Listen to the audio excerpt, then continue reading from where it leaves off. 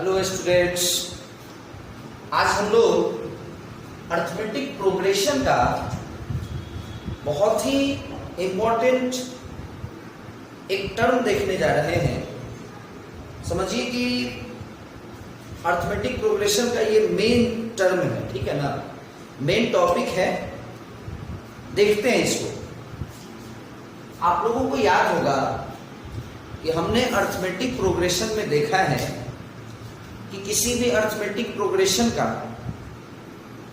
कोई भी टर्म निकालना अगर होगा तो हम लोग nth टर्म के फॉर्मूला पे हम लोग उसको निकाल लेते थे, या हम लोगों ने देखा है कि 3 नंबर्स इन एपी, कभी भी एपी में अगर 3 ठो नंबर लेना होता है तो a माइनस डी, a और a प्लस डी लेते हैं। 4 नंबर अगर लेना होगा, हम लोग पढ़े हैं 4 numbers in AP, a minus 3d, a minus D, a plus D, a plus 3d।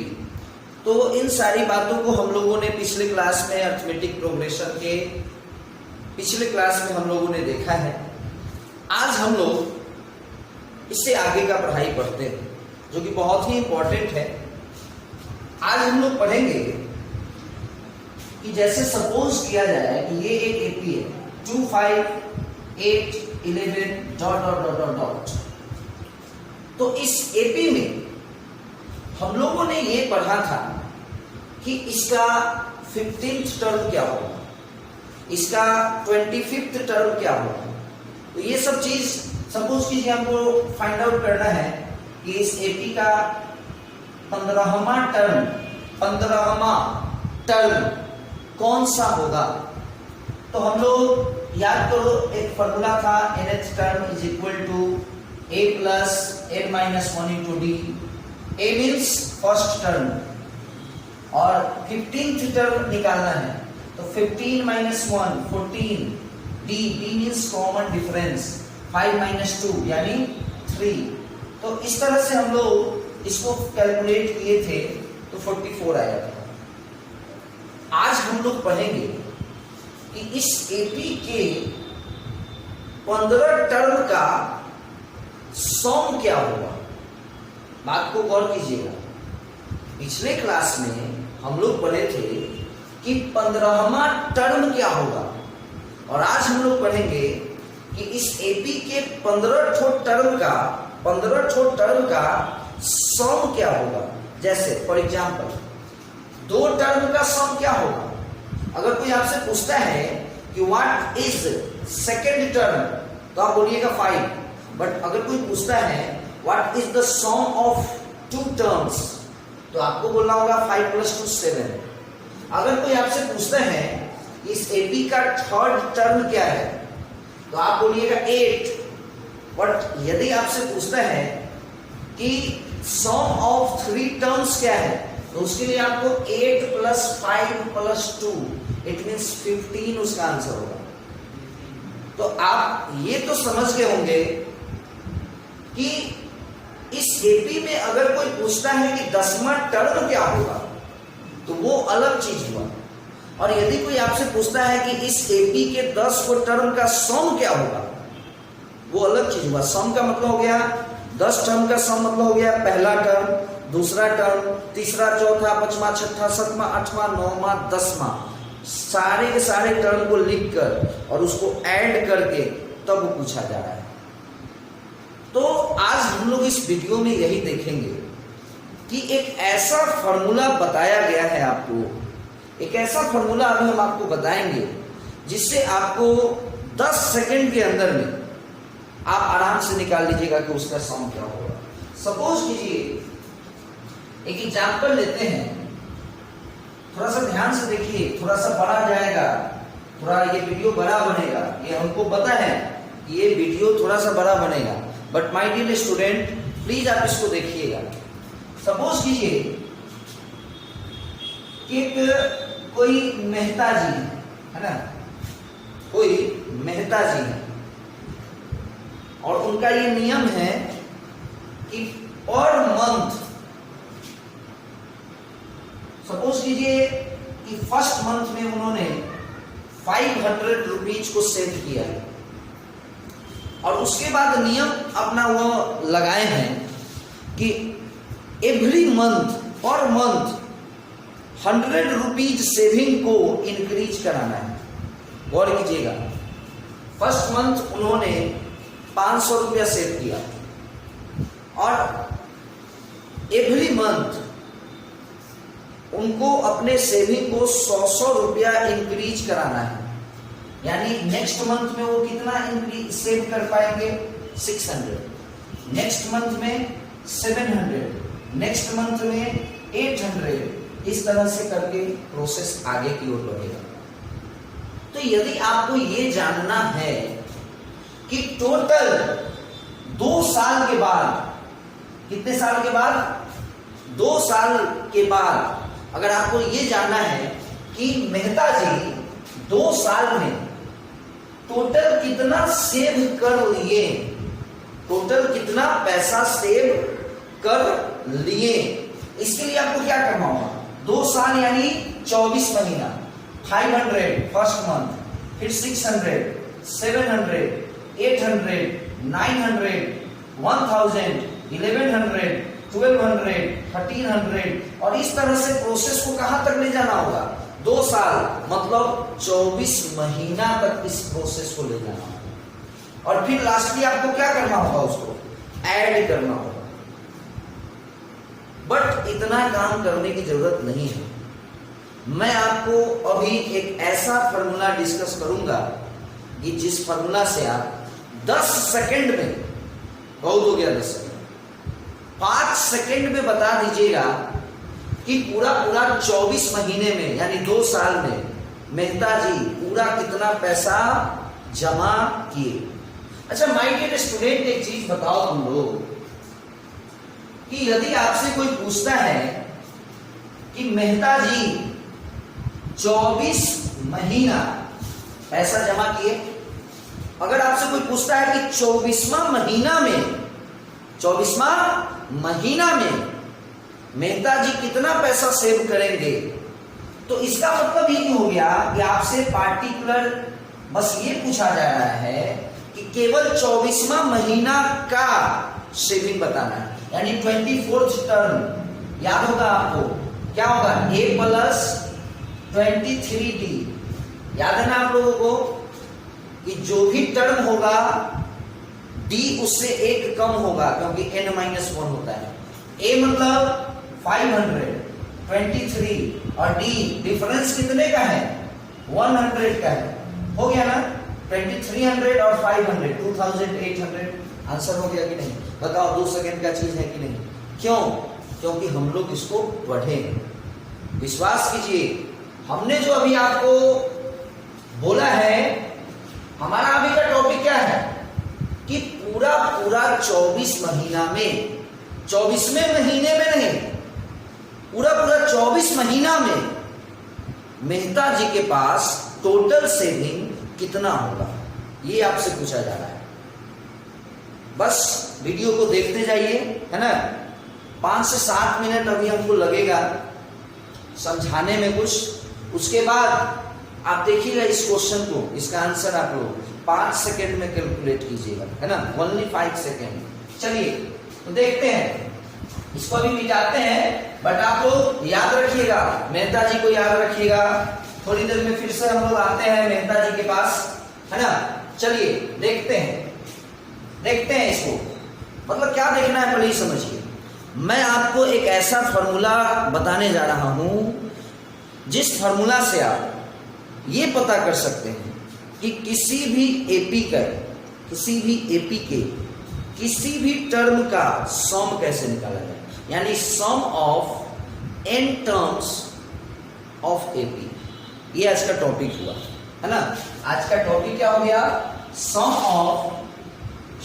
Of n terms, sum of n terms of AP के n टर्म का सम देखते हैं।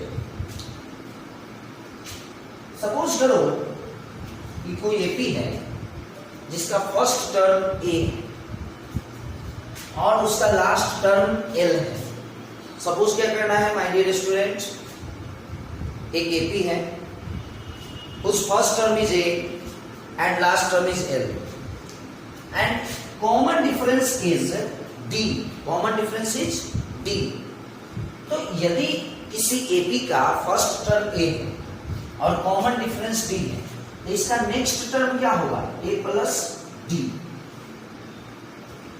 उससे फिर नेक्स्ट ए प्लस 2d, फिर इसका नेक्स्ट ए plus 3d।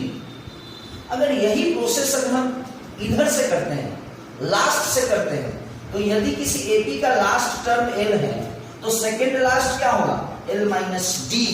देखो कैसे, nth टर्म फ्रॉम लास्ट, एक फॉर्मूला पढ़े थे, इसका फॉर्मूला होता है L minus n minus 1 into D. तो हमको लास्ट से कौन सा टर्म निकालना है, सेकेंड टर्म। तो चलिए एल माइनस सेकेंड टर्म निकालना है ना, तो n का वैल्यू क्या होगा 2 माइनस 1 यानी 1d। तो क्या हो जाएगा एल माइनस 1 इंटू डी यानी d। तो सेकेंड लास्ट क्या हो जाएगा एल माइनस डी। अगर हम इधर से थर्ड टर्म निकालते हैं तो ये एल माइनस 2d हो जाएगा। देखो कैसे, थर्ड टर्म फ्रॉम लास्ट, तो इस फॉर्मूला में n के जगह पे क्या लिखना है, 3 लिखना है। तो क्या हो जाएगा 3 माइनस 1 2 नहीं हो जाएगा, तो क्या हो जाएगा एल माइनस 2d। यदि हमको लास्ट से फोर्थ टर्म चाहिए, यदि हमको लास्ट से फोर्थ टर्म चाहिए, तो क्या हो जाएगा एल माइनस 3d। तो हम लोगों ने क्या किया, सपोज करो इस एपी को अगर देखो तो, सपोज करो इस एपी में हम लोग क्या कर रहे हैं, कितना टोटल टर्म हो गया। सपोज करो इस एपी में 8 गो टर्म है, 1 2 3 4 5 6 7 8, क्लियर है, 8 टर्म है और हम इसको जोड़ने जा रहे हैं। क्या करने जा रहे हैं, हम इसको जोड़ने जा रहे हैं। चलिए सबको ऐड करना है ना, सबको ऐड करना है ना, चलिए सबको हम ऐड कर दिए, सबको ऐड कर दिए। तो जब हम ऐड किए तो हमने देखा कि प्लस डी इस माइनस डी से कैंसिल आउट हो गया, प्लस 2d इस माइनस 2d से कैंसिल आउट हो गया, प्लस 3d इस माइनस 3d से कैंसिल आउट हो गया। हम केवल 8 टर्म का बात कर रहे हैं, ओनली 8 टर्म। तो मेरे पास बचा क्या, ए ए ए ए यानी 4 ठो ए, एल एल एल एल 4 ठो एल। अब क्या निकाल रहे हैं, सम ऑफ 8 टर्म्स। तो आया क्या 4a plus 4l, it means 4 into A plus L.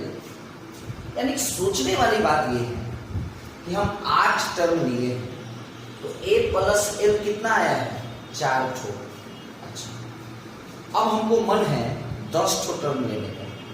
तो यदि हम 10 टर्म लेते तो बात को समझिए, याद रखिए बुआ, 8 टर्म को ऐड किए हैं तो a प्लस एल कितना आया है, 4 ठो आया है। अब हम जा रहे हैं 10 ठो टर्म को ऐड करने। सुनिएगा 10 टर्म, तो 10 टर्म मतलब ये जो 4 इधर से चौथा था ना, एक 5वां भी इसमें इंक्लूड कर दीजिए, तो a प्लस 4d, और इधर से 4 लिखे थे ना, इधर से भी 5वां अगर हम इंक्लूड करेंगे तो l माइनस 4d हो जाएगा, ये ना हो जाएगा।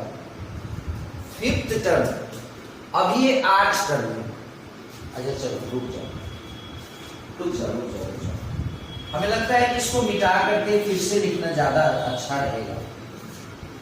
चलिए फर्स्ट टर्म ए, सेकेंड टर्म ए प्लस डी, थर्ड टर्म ए प्लस 2d, फोर्थ टर्म ए प्लस 3d और फिफ्थ टर्म ए प्लस 4d।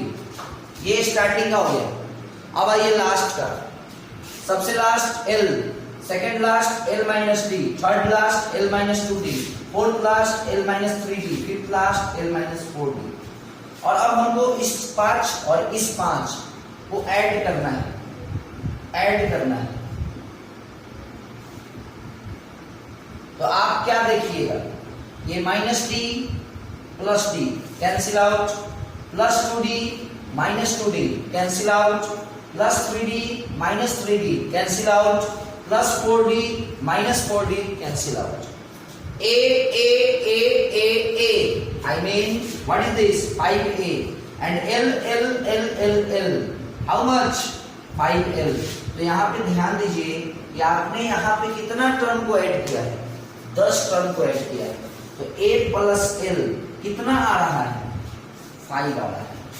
बहुत इंटरेस्टिंग बात यही है कि इससे पहले आप 4 ठो टर्म स्टार्टिंग का लिए थे और 4 टर्म लास्ट से लिए थे और आप ऐड किए. तो A प्लस L कितना आया है? कितना A प्लस L आया था? 4 ठो आया था. अब आप स्टार्टिंग से 5 ठो टर्म ले रहे हैं और लास्ट से भी 5 ठो टर्म ले रहे हैं. तो A प्लस L कितना आया है? वहां 5 ठो आया है. तो अब यदि ध्यान दीजिएगा,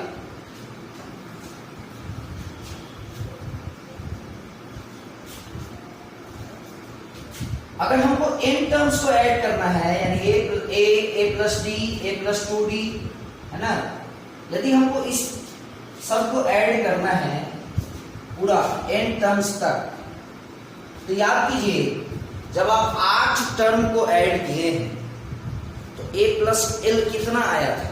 4. जब आप 10 टर्म को ऐड किए थे तो a प्लस l कितना आया था? 5.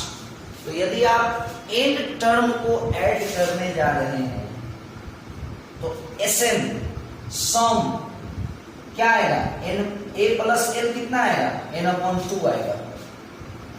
फिर से सुन लीजिए, आपने जब 8 टर्म लिया था, 4 इधर से 4 इधर से, तो a प्लस l कितना आया? 4 ठो, मतलब 50%, आधा. आप 10 टर्म जब लिए थे, 10 ठो टर्म, तो याद करो a प्लस l कितना आया था? 5 ठो, मतलब वहां भी आधा हो गया. तो यदि आप यहां अगर n टर्म को ले रहे हैं तो a प्लस l कितना हो जाएगा? n/2 हो जाएगा. n/2 a plus l. तो एक सम का ये भी फॉर्मूला है. लेकिन इसी से नेक्स्ट टर्म को देखिए, नेक्स्ट स्टेप a, तो a है, बट आप लोग बताइए l मतलब क्या होता है? Last term. और हमने आपको पढ़ाया है कि nth टर्म को लास्ट टर्म कहते हैं. तो इस लास्ट टर्म को हम लिख सकते हैं क्या? nth term. अब आइए नेक्स्ट स्टेप. nth टर्म का फॉर्मूला क्या होता है? a plus n-1 into d. nth term का formula a plus n-1 into d. अब इस फॉर्मूला को नेक्स्ट स्टेप में देखिए, a plus a 2a plus n-1 into d. ये आपको एक ऐसा फॉर्मूला है जो किसी भी एपी के कितने भी टर्म को यदि ऐड करना है, सम निकालना है उसका, तो इस फॉर्मूला से आप फाइंड आउट कर सकते हैं. सम का ये भी एक फॉर्मूला होता है, बट ये फॉर्मूला आप तब यूज कीजिएगा जब आपके पास क्या होगा? लास्ट टर्म होगा.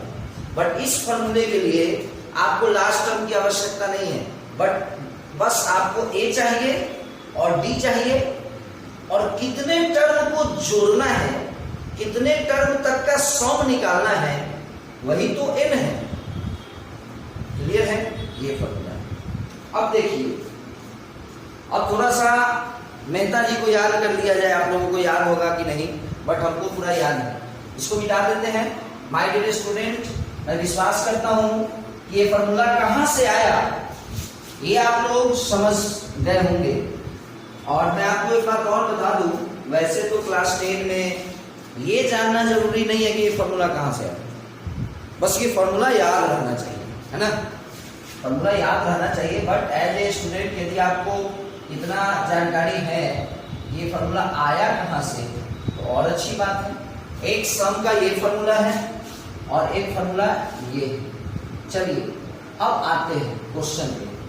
याद करो, मेहता जी सबसे फर्स्ट मंथ में उन्होंने 500 रुपया को सेव किया था और उसी दिन वह अपने आप को डिटरमाइंड कर लिए थे कि हर मंथ 100 रुपीज सेविंग को इंक्रीज कराना है, यानी 500 से 600 पर आ गए, 700 पर आ गए, इस तरह से करते करते ये अपने सेविंग को बढ़ाने लगे।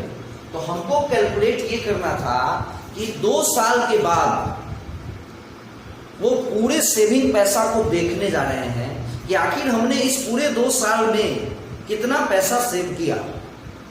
तो याद होगा हमने एक लिस्ट लिखा था, 500, 600, 700, 800, 900, 1000, 1100, 1200, 1300 करते करते करते करते ये स्टेप कहाँ तक जाता, 24 महीने तक जाता, और फिर उसको ऐड करते।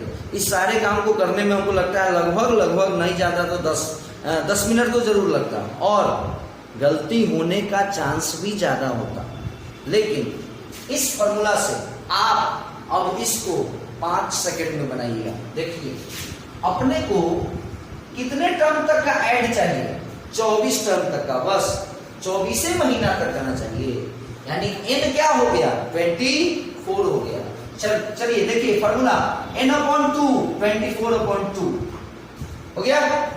2a my dear student, a किसको बोलते हैं, फर्स्ट टर्म को, तो a यहाँ क्या है 500 है, तो फर्स्ट टर्म में 2 से मल्टीप्लाई कराना है, तो ये हो जाएगा 1000, क्लियर है, प्लस n-1, n क्या है, जितने टर्म तक का सम निकालना है वही n है।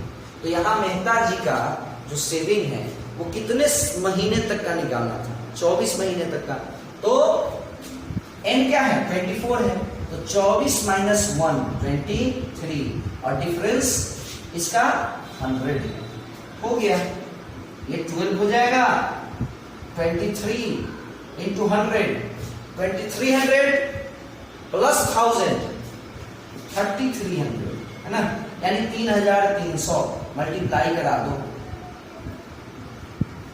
यानी मेहता जी के पास 2 साल में 39,600 रुपया हो जाएगा सेविंग। बताओ 5 सेकेंड से ज्यादा का चीज नहीं है, वो तो आपको समझाने में ना में भी कहीं 10-15 सेकेंड लग गया हो, बट यदि अगर हमको बनाना हो तो 5 सेकेंड काफी है। इसी तरह के कुछ और भी एग्जाम्पल हम लोग इस वीडियो में अभी देखते हैं, ठीक है ना, देखते हैं। तो अभी हम लोगों ने जो फॉर्मूला पढ़ा है उस फॉर्मूला में हमने देखा है कि यदि आपको किसी भी टर्म का सम निकालना है, सपोज कीजिए आपको 20 टर्म का सम निकालना है, तो आप इस फॉर्मूला से निकाल लीजिएगा एपी के 20 टर्म का सम, या 25 टर्म का सम, या 30 टर्म का सम। सपोज कीजिए आपके सामने एक एग्जांपल है कि एक एपी है 2, 6, 10 ... ये एक एपी है, और क्वेश्चन है कि इसके 15 टर्म्स का सम निकालना है, 15 टर्म का सम निकालना है, 15 टर्म का सम।